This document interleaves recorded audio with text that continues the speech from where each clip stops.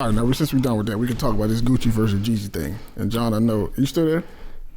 Yeah, I'm here. All right, cool. So I know you got a lot to say about this. So, this went exactly how the fuck I thought it was. Exactly. Not a surprise at all. This shit went exactly how I assumed it was gonna go. I'm gonna keep it 100 with you, bro. I assumed Gucci was gonna play some different joints. We all know he missed some joints. So, what joints do y'all think that he should have played instead of? Bro, pre-show when Roy played "Kush Is My Cologne" and I realized he didn't play that last night, I was very disappointed. It could have been a very better fight, a much better fight. He didn't play kick and door. Go ahead, John. I can't believe he didn't play. I can't believe he didn't play on deck. He let all Baltimore down with that one. They couldn't wait. Did he play Trap House? I don't know. No. Yeah, he played Trap House. Did he? He played Trap House. He played the first Trap House. He didn't play Trap House. Oh yeah, he didn't play Trap House 3. Okay. Yeah, but that's when niggas say the one. That's the one though. It might be Trap House 3, but that's the one. He didn't even play Freaky Girl. Nope. The funny part is I like Trap House. I like Trap House more than Trap House 3. Like Trap House. No, I like Trap House 3. I got introduced to that beat. I'm hearing it in my. Trap House 3, you gotta play with me. And 3 niggas don't play with me. These niggas don't play with me. Trap House 3 is tough, but on Trap House when that nigga said, I want to go legit. I want to care and sell 11 mil like 50 cents. But platinum made it enough. I got too many vices. Love to smoke weed. Love to shoot dice. That's the best free line I ever heard in my life, man. This nigga didn't play nothing off the movie. Shine right now. He played nothing off the movie, bro. He didn't play You Know What It Is, bro. Yeah, he didn't play nothing off the movie. He could have played that early. It'd have been crazy for Jeezy. Yeah. He could have played Parking Lot. He could have played. I don't think in any alternate reality though, Jeezy loses that battle even a little bit, bro. Like I don't think that happens. We're not even talking about the even shit with Gucci. We're not even talking about the shit Snow left off. He could. He played 2 songs off the Recession. Like he didn't play nothing off like TM103. Did he play Photo Shoot? Nope. He didn't play Photo Shoot. He played Photo Shoot. Did he? Nah, he did. He played Photo Shoot. No, he did play Photo Shoot because I actually remember turning up to that joint like, yeah, this nigga. I don't remember that. I must have stepped away at that point. Yeah, I must was in the shower. He was talking about his outfit, then he played Photo Shoot. He talking about his outfit the whole night. Nigga say he looked like a bad day. That was funny.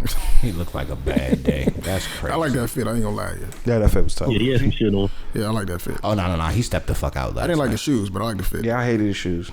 Yeah. Look at his pretty shoes. I hate his shoes. I feel like that's funny. That's funny. You said it when did you expected that shit? Because I never expected it to be like that. I was uncomfortable at points. Nah, doing that. I expected it to be very. I literally expected it to go because at one point I was kind of thinking like, okay, I know there's a certain crowd of people that's going to say that Gucci wins regardless. Yeah, like gay. Right, regardless what actually happens, the human beings see. Somebody is going to be a group of people that say Gucci won. That's because Gucci makes a specific type of music, a very niche type of music. That nigga say niche. A very niche type of music that people love. He make music for 30 niggas. Very raw.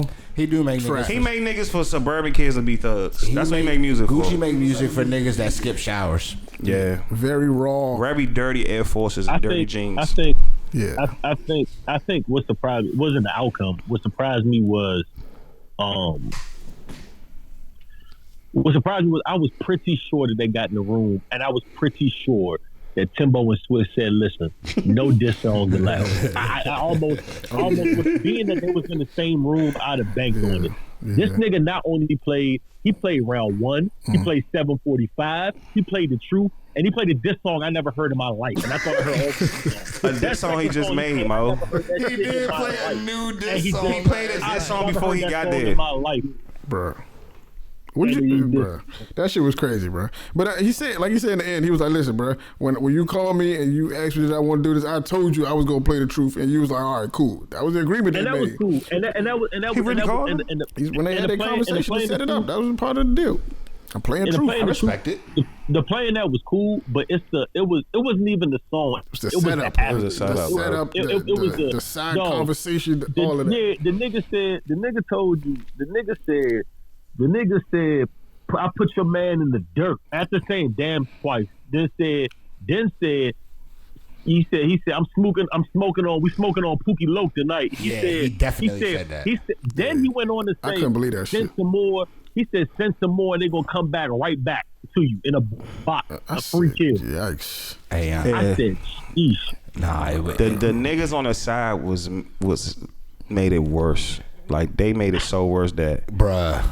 That was like the whole zone. It was niggas on the side like pointing at Jeezy like just 8 Mile, like throwing the sets up. 3-1. Jeezy is unbothered. Nah, that's the new the niggas by Gucci. That's the new 1017. That was like all the young niggas. Pooh Shanks. That was all the young niggas. That's the new 1017. I'm gonna be real, son.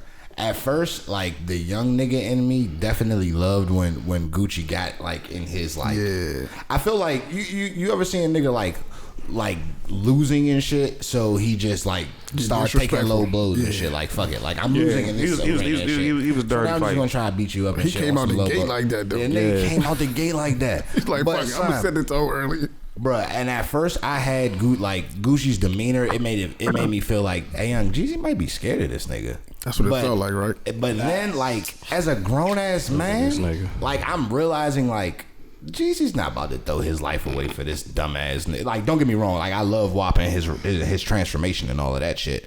But a nigga that's even willing to stoop to those tactics, he's marrying a fucking Asian. He's not stooping down to that shit. He knows better. He's been showed the secrets of life now. Yeah.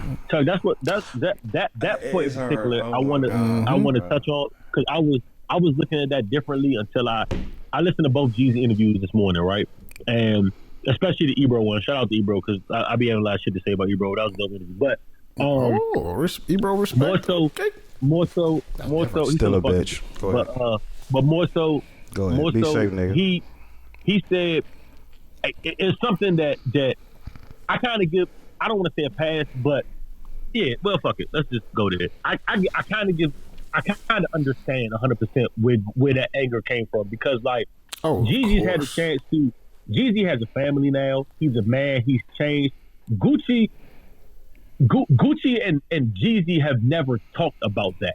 So you talk about 15 years of anger built up, and this is the first time he gets to say this to your face. Mm-hmm. Yeah. Like this is the very first time. It's not like they've met before and chopped it up about this. All these years have passed. All this shit has happened, and this is the first time he's able to sit across from that man and say. So these emotions, and you know when you perform a song, you know just like when we do music, or we listen to certain songs and bring us back to a certain or gives us nostalgia about a certain point. That song, I think, put Gucci back in that mode. Yeah. And after the song was over, he was almost in full, like he almost reverted back to old Gucci. I don't think it was particularly he was trying to be low blowish or nothing.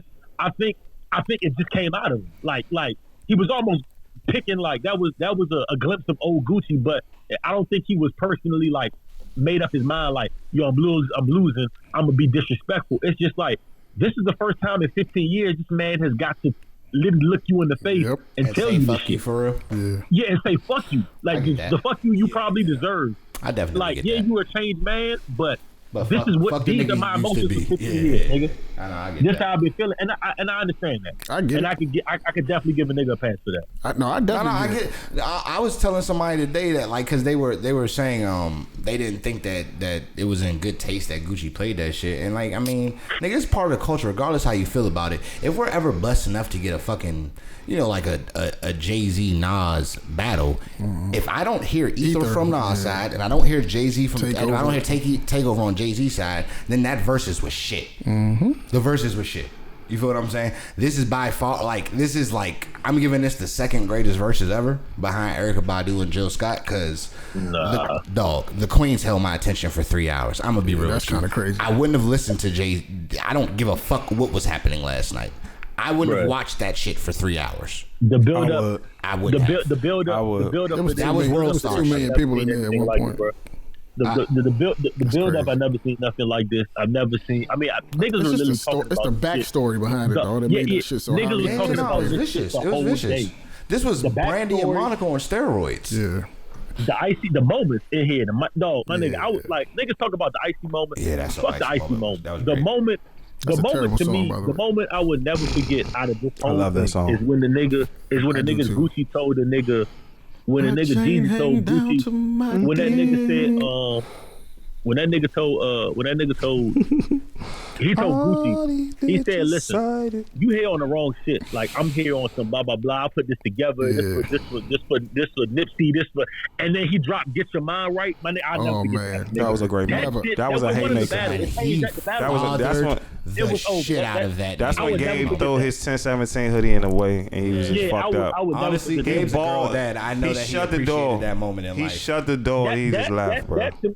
That to me was the top 5 moment. Nigga. Fuck verses. Like in my hip hop history, and I know a lot. That is the top 5 moment of I'll never forget that. Nigga, and honestly, one of the top 5 clapbacks ever is look at my $10,000. I mean, I got $10,000. I'm wearing $10,000 right now.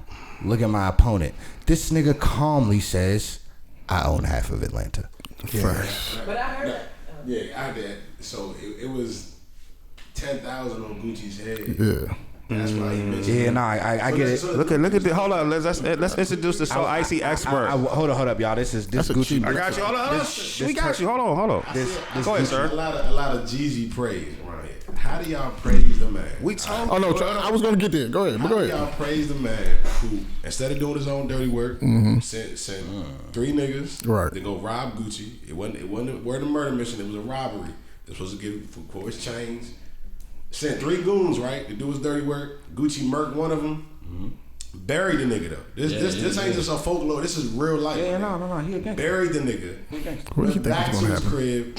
Slept with some chick. Yeah. Smoked a blunt. Did whatever he did. Yeah. But y'all praise Jeezy, trap guy, trap this, whatever. Yeah. Snowman. We're not gonna get I mean, into much stuff. Time out, Joe. Hold up. I would be Jeezy real is with you, suspect. Highly suspect. Nigga, And you don't- Because he still did. Nigga, He still did what he, regardless of that. That's one incident, Gabe. Regardless of that incident, niggas take L's all the time, bro. And honestly, Gucci was minding his business. Jeezy has as much to do with that nigga getting killed as Gucci does. If we're being honest, but that's something like they said. That's something they got to talk about. My praise ain't for Gucci.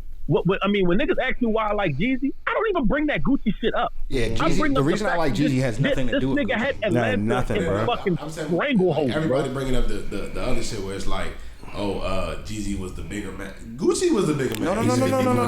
I kind of agree with that. Let's I agree. Kinda agree with that. Let's be real. Let's speak to that then and shit.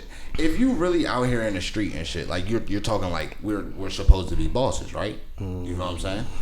El Chapo's not fucking pulling up to a nigga's front door to shoot him and shit. He's sending henchmen and shit. If I got 10 bands to put on your head, nigga, and I'm still trapping out my auntie house, nigga, it's money on this side. It's real money on this side. You talk that bullshit. Let's go to war then. That's I will street shit. send That's real soldiers street at shit. you, nigga. That's real street shit. I got blood to lose on this side. Like if we talking war shit,